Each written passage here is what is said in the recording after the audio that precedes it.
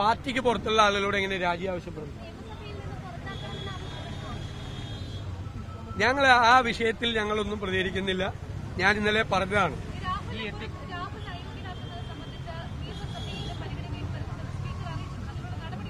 എനിക്കറിയില്ല അത് ഏത് പ്രൊവിഷൻ വഴിയാണ് അത് വരുന്നതെന്ന് എനിക്കറിയില്ല. അത് നോക്കാം, അത് പരിശോധിച്ചിട്ട് പറയാം. അല്ലല്ല, അത് അങ്ങനെയൊന്നും എത്തിക്സ് കമ്മിറ്റി ഒന്നും അല്ലല്ലോ ഒരാളെ നിയമസഭാംഗത്തിൽ നിന്ന് പുറത്താക്കുന്നത്. അത് അറിവില്ലായ്മ കൊണ്ട് പറയുന്നതാണ്. ഞാൻ ആരായാലും ഏത് പ്രൊവിഷൻ ഉപയോഗിച്ചാണ് നമ്മളത് പരിശോധിക്കാതെ പറയാൻ പറ്റുമോ? ഒരാളെ നിയമസഭാംഗമായി ജയിച്ച ഒരാളെ പുറത്താക്കണമെങ്കിൽ ഇപ്പോ ആന്റണി രാജുവിന്റെ മെമ്പർഷിപ്പ് പോയി, അത് ഓട്ടോമാറ്റിക്കായിട്ട് പോയതാണ്. മെമ്പർഷിപ്പ് 2 കൊല്ലത്തിന് മീതെ അല്ലെ ശിക്ഷ കിട്ടിയപ്പോൾ പോയതാണ്. അല്ലാതെ ഒരാളുടെ മെമ്പർഷിപ്പ് കളയാനുള്ള പ്രൊവിഷൻ ഏതെങ്കിലും ഉണ്ടെന്ന് ഞാൻ ഇതുവരെ എന്റെ ശ്രദ്ധയിൽപ്പെട്ടിട്ടില്ല. ശ്രദ്ധയിൽ ആരെങ്കിലും പെടുത്തിയാൽ നമുക്കത് പരിശോധിക്കാം. ഞാൻ ഒറ്റയ്ക്ക് പറയേണ്ട തീരുമാനമല്ല.